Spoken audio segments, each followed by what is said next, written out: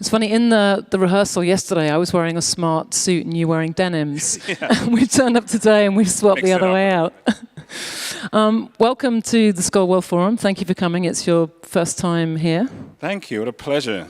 Absolute pleasure. Amazing to hear Christian. I don't quite know how to follow that, actually. But amazing. What an amazing event. What an amazing woman, yeah. So the film, there is so much to love about the film. Thank you for the film. It's a beautiful, loving piece of work. Thank you. Thank you. And people will have 100 reasons to love the film, but maybe you're already getting the idea that for this audience, it's absolute catnip, because William is the archetypal social entrepreneur. What an extraordinary story of someone who has both the vision and the practical skills to imagine something that has not been seen in his village and to kind of manifest it. Completely extraordinary. I first discovered his story through Ted, and then there was a book that he co-wrote. And I think that's how you discovered his story, right? Through the book. Can you tell us what your feelings were when you first read the book? And also, I'd love to know when you first actually met William. Yeah, so I read the book in 2009, just after it came out. A friend of mine was working at ICM, and ICM repped the book, and so she was actually at the book launch party and told me about this book. And so I read it, and I was totally stunned by it. Just stunned by William Kamkwamba, stunned by his journey, what he went through, the authenticity of the book, the absolute depth and detail and humility that he went through the process in relaying his story as much as the story itself. And that sort of tenacity of this young man living in the solution to the problems that he was facing in this way was something that I hadn't had any real exposure to, in a way, in this style, in this way of telling a story, and really being in the center of his own destiny and his point of view and his family's point of view and the village's point of view and the realism of those things. So it was something that I was just immediately deeply inspired by, really. And when did you get to meet him? Because presumably that would have been part of your processes you were looking into. Should this be the film that I want to develop, and how do I take the next step from here? You optioned a book, and then... I optioned the book, and I started the process of writing the story immediately. And it was only after the first draft of that I then went out to Malawi for the first time. And he met me there and took me around the village. Took me around Wimbe, took me around Kasungu. He was incredibly generous with me, and we just spent a lot of time together. I got to meet his family on that occasion for the first time, and was able to sit with them, interview them. It was just a very kind of open experience in terms of meeting the whole community and of spending time in Wimbe, and starting to get the idea really at that point that I wanted to really bring the film there, to really try and shoot it all in the real places that the events happened, as much as I could. I wanted to shoot in his school. Every time he took me to a different place, I thought, well, this is perfect. This would be perfect for the movie. Well, I work in documentary, so I totally feel that, yeah. Exactly.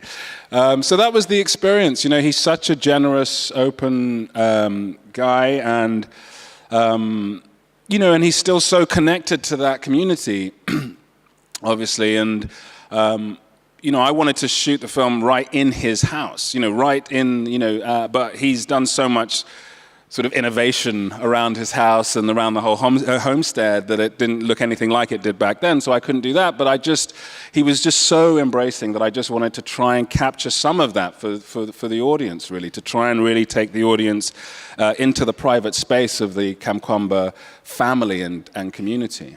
And I think that deep authenticity in the film really resonates. There's something different in the film, and it's clearly that you didn't set the film in an easier country to film in, that you were like, no, this needs to kind of be truly kind of place. And I wanted to explore that a bit more, because proximity and the importance of proximity is a big theme for us here at the Skull World Forum, about making sure that we are either bringing solutions that we're close to, or we're listening to those that are very close to solution. I feel there's a love of village life in this film, which is not an outsider's gaze. And I wondered if you could speak to your own personal experience, because not in Malawi, but in Nigeria, you spend a lot of time in those kinds of environments. And for me, I can really feel the soul of that in the film. People are nodding, the soul of that in the film. Could you speak to that? Yeah, I think that I guess that all started, I spent time when I was growing up in going back and forth to Nigeria. And although in Enugu, which is the town that a lot of my family still live and where my grandparents had their house and everything, so we would spend sort of time in town, but we had family and relatives in the villages. And so we would, when I'd be in Nigeria and we'd be in Enugu for a few days, and then we'd go out to the village to see extended family and so on. And I did that when I was growing up quite a lot. And I had experiences in the village, in that community, that sense of community, that were very different to the perceptions of sort of African rural village life that I then saw reflected back at me when I was back in the UK or back in the Western world. There was just some massive disconnect to those two things. I didn't. It took me a long time as I was growing up to understand what that distinction was, what that difference was, and why it was there. And then there was a certain point when I thought, well, maybe it's actually kind of, is it cynical? Is it a cynical depiction of African village life? Because it feels very disconnected and untrue to me. And then at a certain point, I felt like maybe it's not, it's just a lack of understanding of these spaces. It's a lack of understanding, it's a lack of point of view, it's a lack of being inside the experience or feeling invited, really, into the private spaces of these communities. So I felt like there was a responsibility. And when I was reading William's book for the first time, that was one of the things that struck me. I thought, well, this is an authentic representation of village life, of sort of a rural experience, and because it doesn't depict sort of what people are, the poor on the African continent in a rural community, but it really depicts who they are. And it goes that step further into the experience, and it invites an audience into that point of view. And I think that was the crucial turning point for me in wanting to tell William's story in the way that I did, that I felt that there was a connection. There are huge, vast differences between Malawi and Nigeria in the rural community, and in every other community, but there are also some connections, and there are cultural connections, the depth of the complexity of rural life, of village life, the layering, the different ways that the family operates and organizes itself, an extended family through those very complex communities and what they mean to outside the village life, into the town communities, the urban centers, who is connected to that, who's not, who's leaving, who's staying. All of these kind of dynamics, as well as the kind of very patriarchal dynamics in the system, and how that works in the wider aspects of that community. And I felt like it was really worth exploring that with some depth, with some honesty, and allowing an audience potentially to go behind that curtain to see and to invite an audience into that private space. And I really liked one of the things that you said at Sundance when you said, poverty is of the pocket. It's not poverty of spirit or mind. And it shouldn't be that that's still something, do you know what I mean, that we need to be reminded of. But the film does that so beautifully. And I feel like, there's so much in the film. There's so many themes. There's so many things to take away from it. It so beautifully speaks to, to climate, to education, to patriarchy, to all these things, but kind of very effortlessly. But perhaps one of the overarching messages is, just give these people the agency to solve their own problems, rather than, do you know what I mean, like have problems sort of solved for them. That was clearly, the sort of deep driving intention.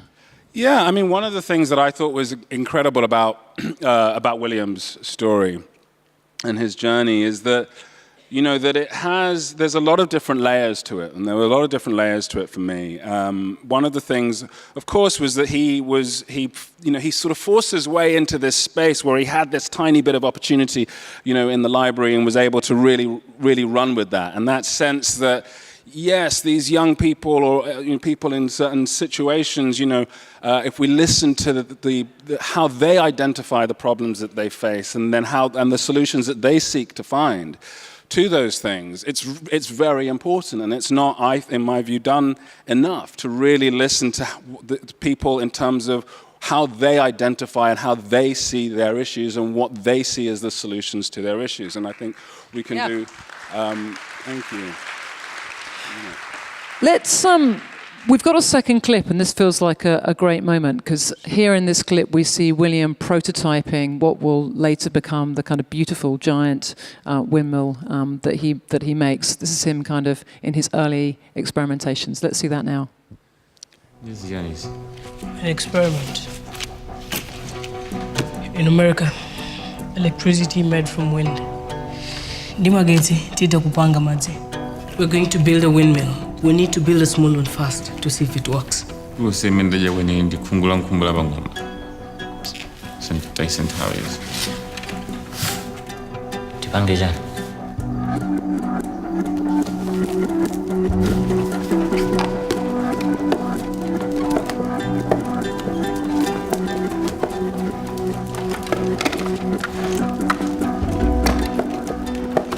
Ili ndi motor, it turns the cassette. Zilibwanji za mikono yokumeneko. Ndimaliza bompano.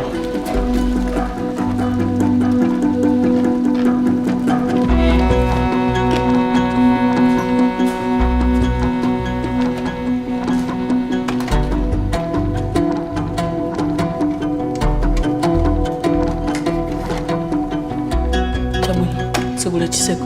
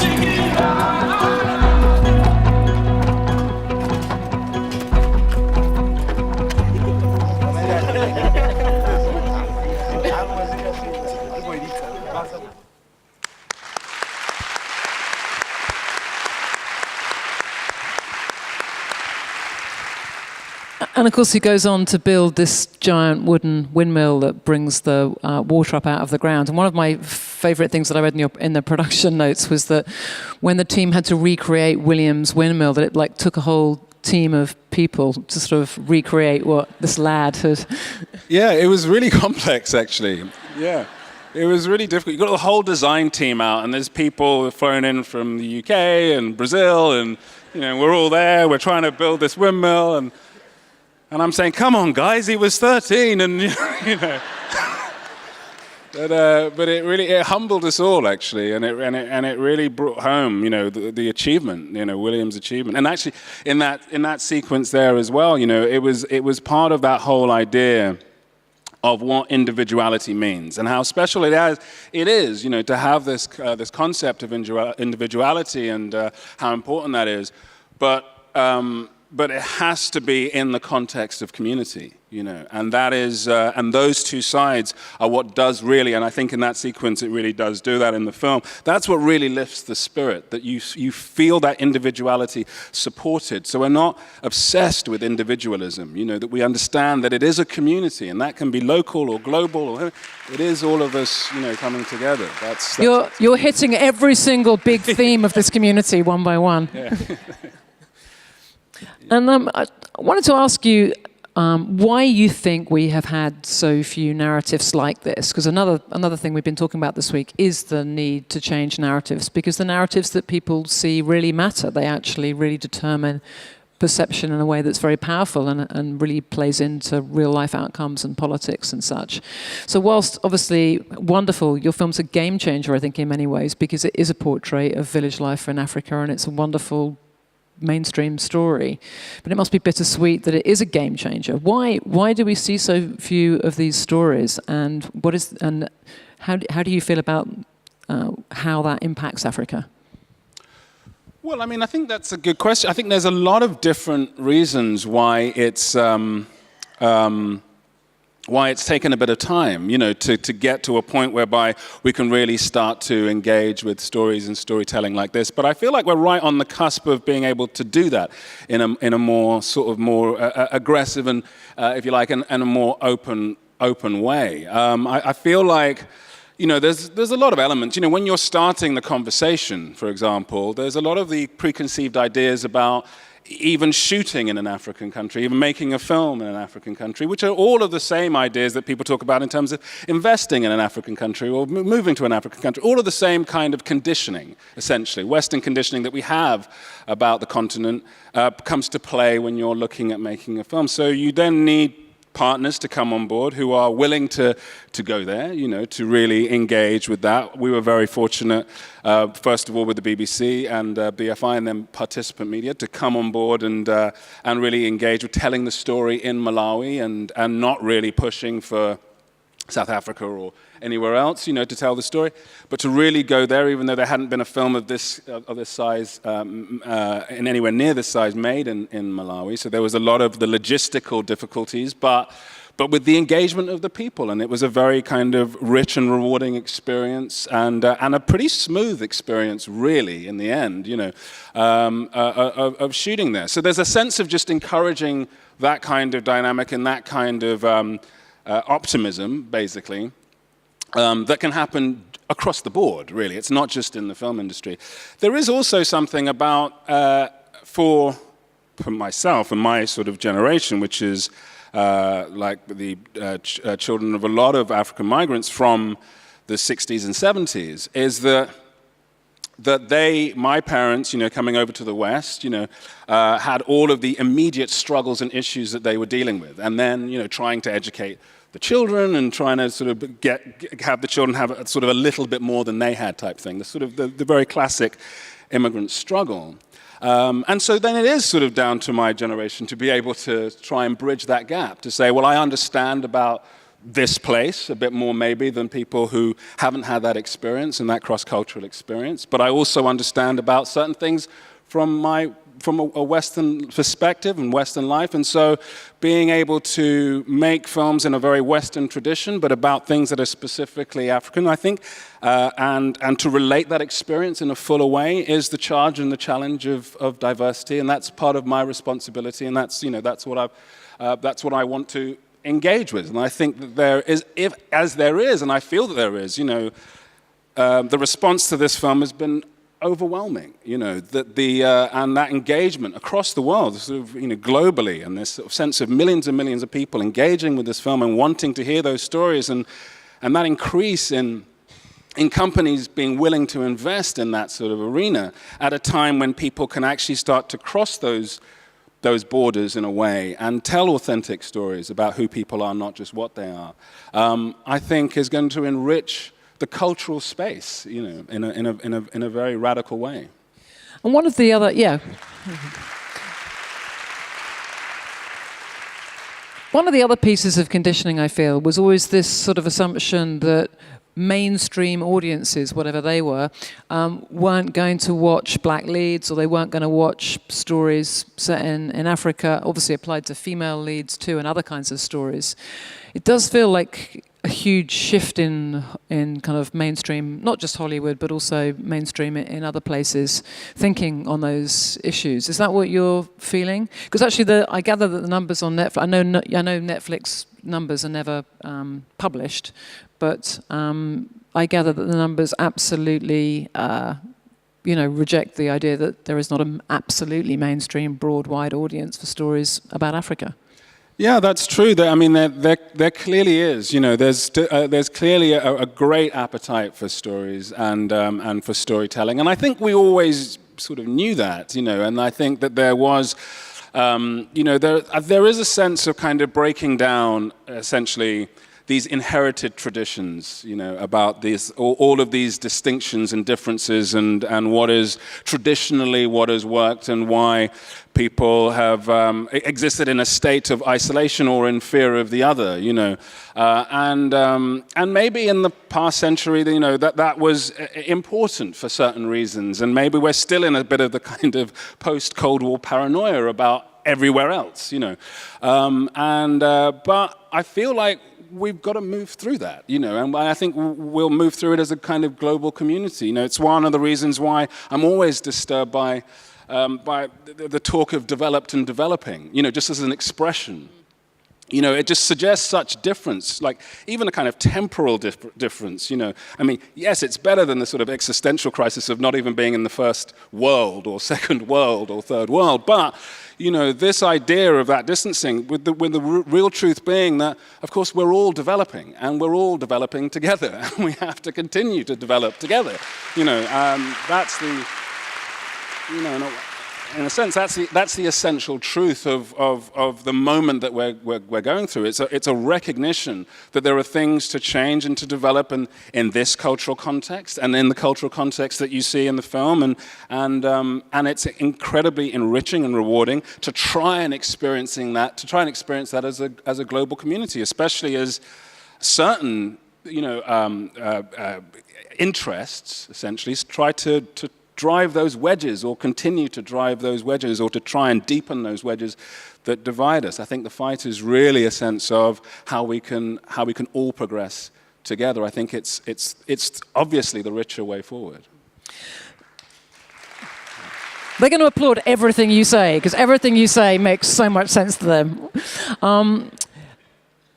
This role that the film can play in shifting narratives and perceptions is obviously absolutely critical. But I also wanted to zero in on the messages in the film around education, because, you know, clearly at the heart of the film is a story about, you know, a young boy who wants to go to school and a father who wants to send him there, but then actually the kind of impacts that they've got coming in over climate and the struggle to put food on the table and to just kind of subsistence living, and he can't pay the school fees, and then actually has to do this extraordinary innovation kind of on his own terms and out of school. So there's such a strong message in the film about the need for education. And I know that participants have made a fantastic partnership with Fred Swanecker, who actually spoke at the closing plenary last year at the African Leadership Institute, and the extraordinary work that he's doing there to think about new models of education in Africa. That must be very gratifying to see the film being put to use in this way and being put to use to kind of raise conversations and resources for education. Yeah, I mean, you know, obviously in the film, that's the kind of crucial element of the story is William and his education and his fight to be educated, and what that really means and the impact of that. And that's, you know, in a sense, I was sitting, when I first read the book, I was in Los Angeles and in 2009, and, you know, and I'm reading a book about a boy sneaking into school, you know, and I'm thinking for myself and my own experience when I was 13, you know, about how inconceivable it would have been for me to be sneaking into school. You know, I would have done anything else, essentially.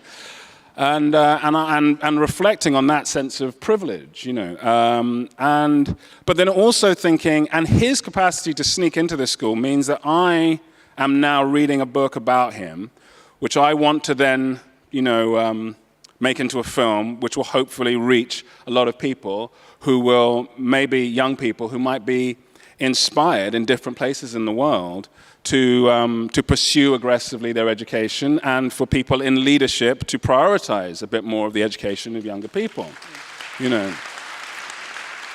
And all of this essentially is from William Kamkwamba, one person, trying to sneak into his school, trying to get an education for himself. And so on another level, what it means to me as well is that this idea of investing in education, of this idea of even if it seems like a drop in the ocean, you know, it isn't really. You know, just, you know, anybody, this is what I love about Fred Swanecker and the work he does at the African Leadership Academy, is that essentially, you know, it's a group of people every year who go in, and, you know, Maxwell Simba, who plays William Kamkwamba in the film, is then joining the African Leadership Academy at the end of this year, which is fantastic, and an amazing continuation of those things. He's a wonderful student and a terrific actor. I mean, I was sure, as you know, those of you who saw the film know.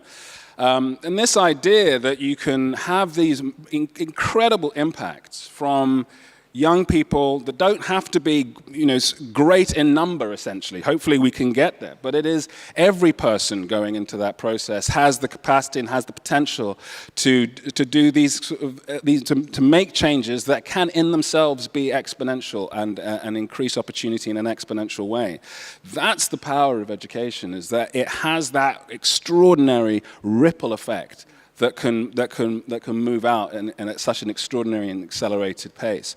That's why I was excited about William Kamkwamba. That's why I'm excited about Maxwell. That's why I'm excited about the African Leadership Academy. That's why I continue to do work in Nigeria with education. My mother has a school in Nigeria. So, I think for me, that's the crucial energy. It's engaging the young people, engaging the youth, getting people excited about education, and people who really want to get into that space, really showing them, having the opportunity to show them really what that can mean. And for everybody here, everybody in the West and everybody who's watching the film on Netflix, I think it's incredible. But it's almost just to imagine what this film might mean in a community like William Kamkwamba's community, in a rural community on the continent, what it might mean for a young person there to see a film like this, is really quite powerful. And everything that you said today is why we're so excited about you and your film.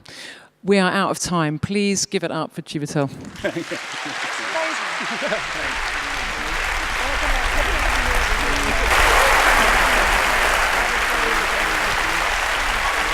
Chiwetel!